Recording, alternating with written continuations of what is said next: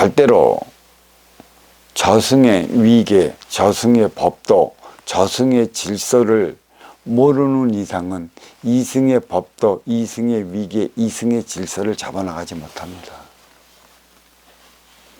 왜 나는 더 갖고 태어났으며 나는 왜 덜 갖고 태어났는가? 왜 나는 더 누리는 삶을 살아가고 나는 그보다 못 미치는 삶을 살아가게끔 왜 만들어 놨는가? 이게 모두 대자연이 만들어 놓은 섭리이치 순리라는 것이죠. 대자연은 하나님입니다. 하나님은 치우치질 않았어요. 천지는 이내 부모예요. 자식은 아버지 어머니의 자식이에요. 10손가락 천지의 자식인 것이죠. 어느 손가락 깨물어도 안 아픈 손가락이 없다라고 했는데 어느 자식 이뻐하고 어느 자식 미워할까요? 그런 법 없습니다.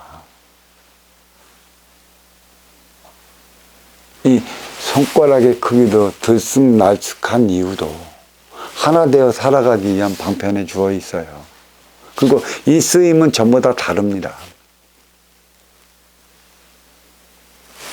그리고 때가 되면 이 자식들이 성인으로 성장할 때까지는 부모가 감싸 안쳐 주먹을 쥐는 것이죠.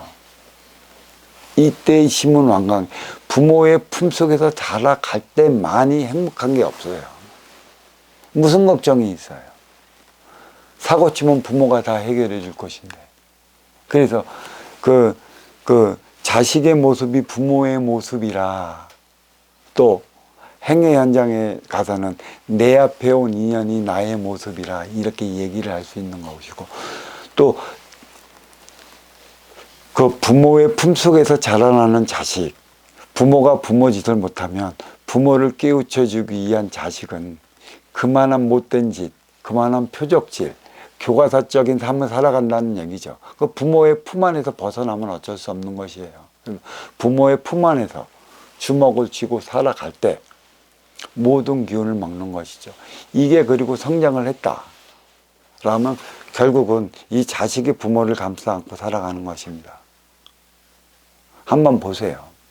어린 시절이, 육생 시절이 나한테 책임이 전가되지 않은 그런 시절이 얼마나 행복한 시절인가. 이렇게 주먹 쥐는 거하고 이렇게 주먹 쥐는 거하고는 천양지 차이예요. 이거는 자식인 내 인간들이 책임을 지어 나가는 세상이기 때문에 이 주먹으로서 누구 때리질 못합니다. 도로서 나아갈 길을 밝히고 덕으로서 그 행위를 다할 때만이 이 주먹이 편해요. 하지만 이 자식들이 천지의 그 가르침 속에 그 품속에서 살아갈 때는 이 주먹을 쥐면 이건 무지무지 안정이 된 것이죠.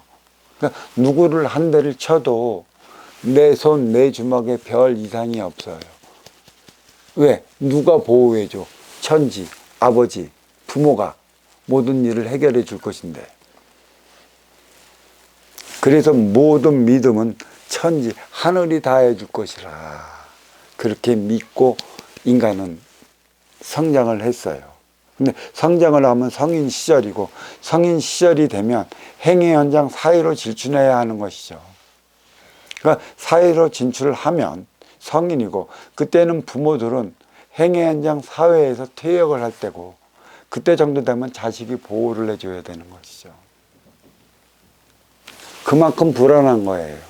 천지가 감싸줄 때 이 주먹하고 자식이 부모를 감싸줄 때 이 주먹의 차이는 천양지차입니다. 힘의 논리로 살아가서는 안 되는 것이죠. 이제는 이로운 자는 천지예요. 대전이고, 아쉬운 자들은 인간이죠. 천지를 통해 인간의 삶의 길을 밝혀나갔다면 천지의 그 뜻을 품어 하나, 이제 아쉬운 자가, 이로운 자가 아쉬운 자들을 위한 삶을 살아가야 하는 것이에요. 어려서는 부모가 이로운 자요, 성인으로 성장하면 이로운 자는 자식이라 전세가 뒤바뀌는 것입니다. 그러니까 육생살이 육생시대의 그 선천의 법도와 인생살이 인생시대의 후천의 법도는 달라져야 한다는 것이죠. 그러니까 육생살이 육생시대 선천의 법도는 없는 자들이 있는 자들을 위해 희생을 해와갖고 이 많은 육생물질 문명을 건설을 했어요. 건설을 했다면 육건사를 해 나가고 육의 그 안위를 누리는 데 있어서는 별 문제가 없기 때문에 이제는 만들어 나가야 하는 게 이로운 자들이 아쉬운 자들을 위한 삶을 살아가야 한다는 것이죠. 그 이롭게 만들어 놓은 건 이로운 자들이죠. 아쉬운 자들을. 그러니까 그렇게 나중에 모든 건 생로병사의 차원으로 늙고 태어나 늙고 병들어 죽는 차원으로 들어간다면 이런 운용의 주체는 나이가 들면 아쉬운 활동의 주체로 자리할 것이라 너희들이 보호받기 위해서는 먼저 주고 후에 받는 선순환 행위를 분명히 다해야 돼요. 갑질을 근절하고자 한다면 선순환 행위의 중요성을 알아야 됩니다. 내가 지금 갖고 있는 물질이 많다 한들 그 쓰임의 역량을 다하지 못하면 언제 어느 때 나는 어려워져요. 강자가 약자가 된다는 것이죠. 지금 갖고 있다고 해서 네 것이 되나. 잠시 대자연은 그 많은 위계에 있기 때문에 너한테 맡겨두는 것이에요. 그 쓰임을 보기 위해서. 어떻게 쓰느냐를 보기 위해서. 진정 그 쓰임의 역할을 다한다면 너는 너의 자리는 더더욱 견고해지고 공고해지는데 쓰임의 역할을 다하지 못하면 나는 그 자리에서 물러나게 되어 있어요. 아쉬운 자들이 이로운 자들을 위해 살아온 게 육생살이 산천 시대, 힘의 논리로 살아온 시대라면 이로운 자들이 아쉬운 자들을 위해 살아가는 시대가 인생살이 인생시대, 도화덕으로 살아가는 시대. 그러니까 도로서 나아갈 길을 밝히고 덕으로서 그 행위를 다해야 한다는 것이죠. 이 도는 운용의 주체인 것이고 덕은 활동의 주체인 거예요. 운용의 주체와 활동의 주체가 믹서가 되기 위해 도와 덕이라는 말을 했어요. 도는 스스로 나의 삶을 어떻게 살아가야 하는가, 나의 앞길을 밝히기 위해 닦는 것이라고 하지만 나는 닦는다는 표현보다는 밝힌다라는 표현을 쓰죠. 나의 삶의 앞길을 밝히기 위해 그 도의 길을 가는 것이고 또 도를 닦는 것이고 또 그를 통해 어떻게 살아가야 하는지를 알다면 덕으로 그 행위를 다하는 게 있어요. 덕은 선순환 행위를 가리키는 거예요.